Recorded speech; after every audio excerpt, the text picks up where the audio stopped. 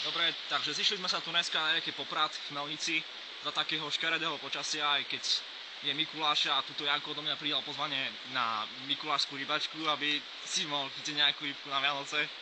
A budeme chytať asi nasledovne, že on bude chytať nymfu, myslím, že ťažký bager.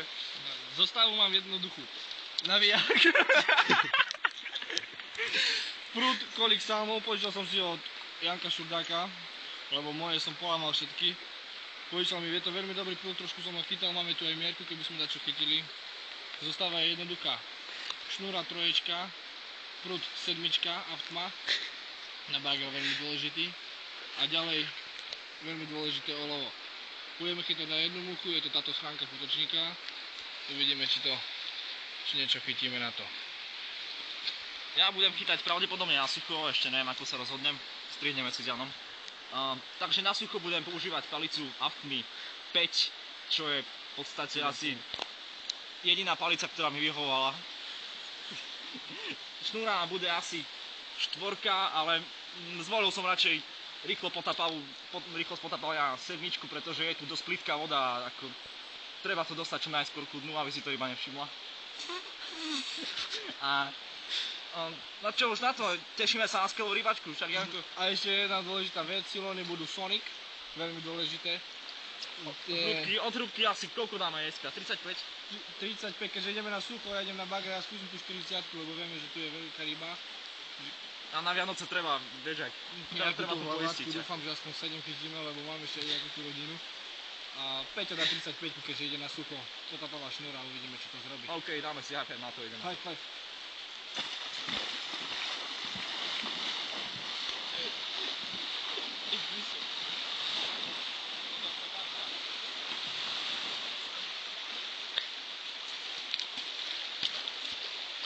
Prvé dôležité pravidlo na rybačke na sucho je pomalý prístup k vode, potichu, aby si nás ryba nevšimla.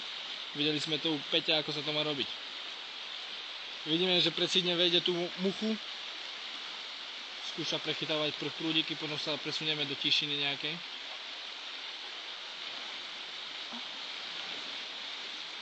Ako som povedal, tišina.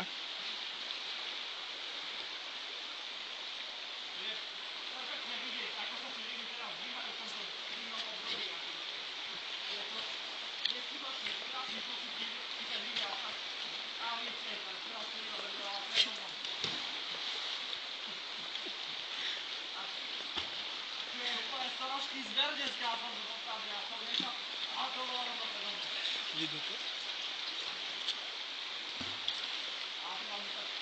Všimnite si, ako treba aj podstatné, aby tá mucha nebrazila. To je úplne alfa omega, čo vám suchého muškere nejaké dám takto pasú ryby, čo je.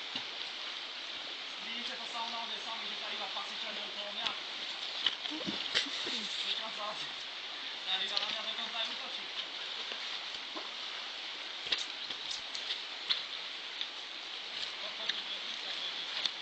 A keďže to mi neberú a zrátovejka, vykážam, dokázali prspať, lebo kážem, že ceriem na to, ja to nechytám. Peťo to vzdal, keďže po 3 minútach nemal záber. Odhodlanie bolo vysoké. Nechytal. Skúsim to ja, keďže Peťovi nebrali. Skúsim tu moju zostavu, niečo skúsim.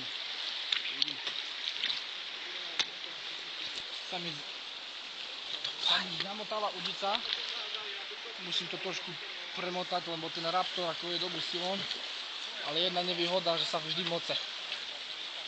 Ryba na ňou sedí, urval som z 10 iba 9. Ale je lacný pomerne, 300 korún za meter. No, idem to skúsiť.